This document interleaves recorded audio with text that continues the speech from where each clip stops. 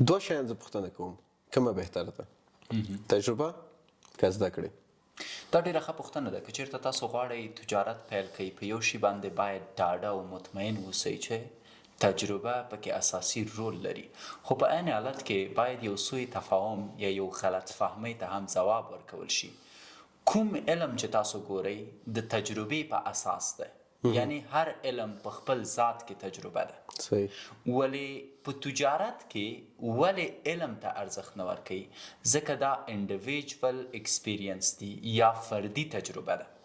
مثلا یو نفر وایي چې زه په خارج کې یم او په خارج کې قمارخانه ډیر ښه عاید لري، او ته د هغه خبرې اورې، د هغه د خبرو په اساس، د هغه د علم په اساس. دا اوس تاسو اکاډمیک کتابونه لیدای شئ چې د کسینو یا هم د قمارخانې اړوند لیکل شوي دي.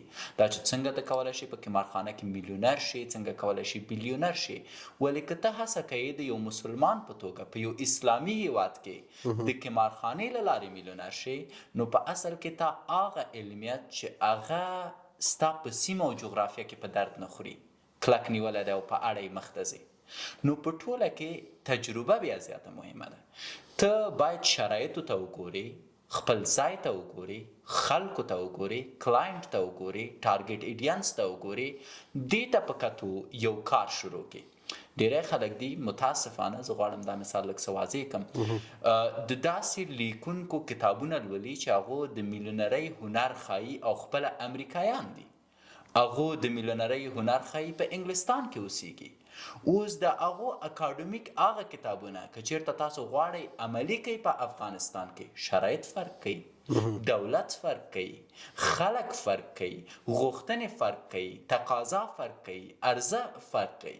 چون زمونږ دا لړۍ تر ډېره حده پورې اکاډمیکه نه ده، زه نه غواړم لاړ شم اکاډمیک بحث ته ډېر، نو زه غواړم یو کیسه درته وکړم او د کیسې په اساس تاسو پوه شئ چې په تجارت کې تجربه څومره مهمه ده.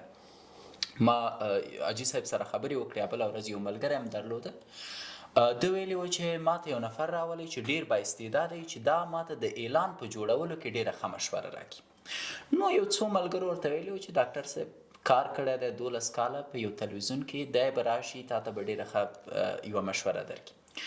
د سکرپټ ماته راوړو، یو ډېر کومیډي سکرپټ، یو ډېر د ښکته سویې سکرپټ، او داسې یو سکرپټ چې ما فکر کو چې خدای مکه که دا کمپنۍ دا سکرپټ جوړ کړي، عملي کړي، د دې کمپنۍ نوم به بدي او سبا ته به دا سړی پټېږي چې دا څه رشخندي ده.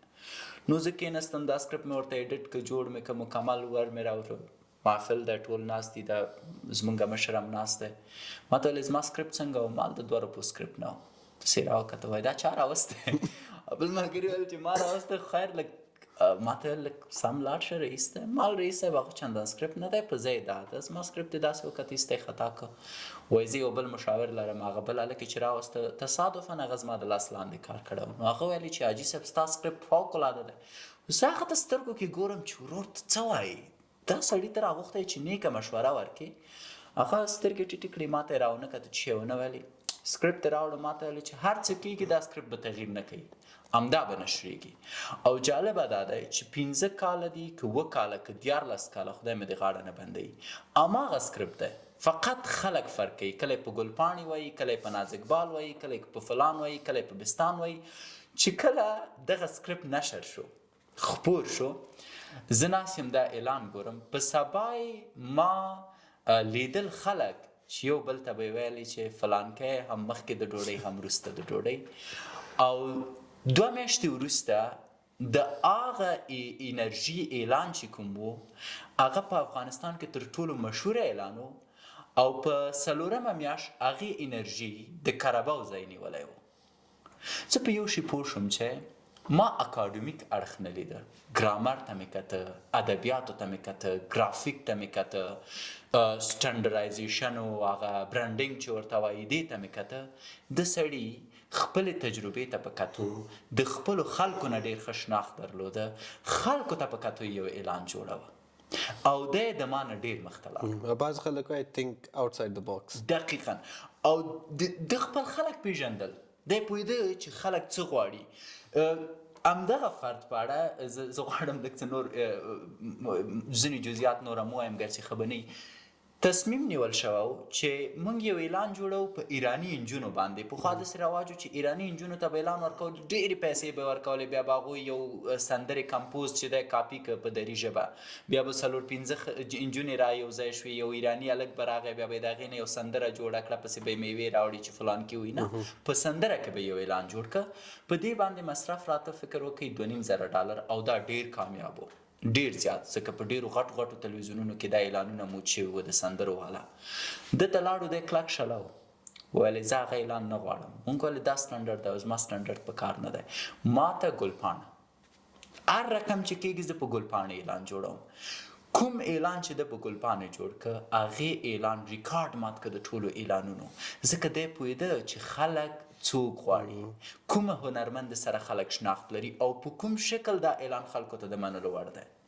نو که چیرته تاسو تجارت ته راځئ، زه یو مثال در کوم، که تاسو ته یو نفر ناست دی کیسه کوي او درته وایي چې دغه کارونه مه کوئ، په داسې حالت کې چې هغه 10 میلیونه افغانۍ درلودې او ټول یې په دې تجارت کې د لاسه ورکړي، او یو بل نفر ناست دی چې 1 روپۍ هم په تجارت کې د لاسه نه ده ورکړې او هغه تاته وایي دا کارونه مه کوئ، تاسو به د چا اورئ؟ زه وایم که چیرته زه ناست اوسم، ما ته یو نفر میلیونر دی نصیحت کوي چې کوم کارونه وکړي چې پیسه داره شي، او یو نفر چې خپله $1,000,000 د لاسه ورکړي راته وایي چې کوم کارونه مه کوه، زه د هغه چې پیسې د لاسه ورکړي هغه خبرو ته اولویت ورکوم چې راته وایي چې مه یې کوه، چون هغه کړي چې د لاسه یې ورکړي. او کوم چې راته وایي چې تاسو دغه کارونه مه کوئ او میلیونر دی، د هغه خبرې ته ارزښت نه ورکوم. نو تجربې په اساس تاسو د خلکو خبرې واورئ. یو نفر راځي تاسو ته وایي چې زه میلیونر یم، تاسو دا کارونه وکړئ، تاسو میلیونران کیږئ. یو ځل تاسو وګورئ چې واقعا تاسو ته هغه اصلي لاره ښایي. زه یو مثال در کوم، زه یو نفر پیژنم، نوم یې نه اخلم چون ډېر صمیمي ملګری مې دی، نه غواړم رانه خفه شي. دی خپله خلکو ته د کورس د لارې پیسې پیدا کوي او د کورس د لارې یو انسټیټیوټ لري چې په هغې کې خلکو ته د ژوند د پلان اړوند برنامې ورکوي او په عین حالت کې د انګلیسي درس ورکوي، د دې لارې پیسې لاسته راوړي. بیرته خلکو ته مشورې ورکوي چې تاسو راشئ آنلاین بزنس وکړئ چې میلیونر شئ.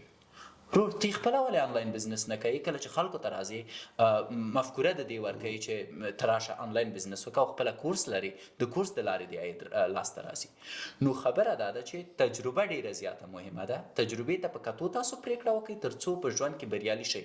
او یو شی وایم، که تاسو پام په دغه لړۍ کې چې مونږ بحث کړی دی، مونږ تاسو ته لار نه ښیو، مونږ فقط تاسو هغه چیلنجونه چې راتلونکي کې ورسره مخ کیږئ یوازې تاسو ته معرفي کوو.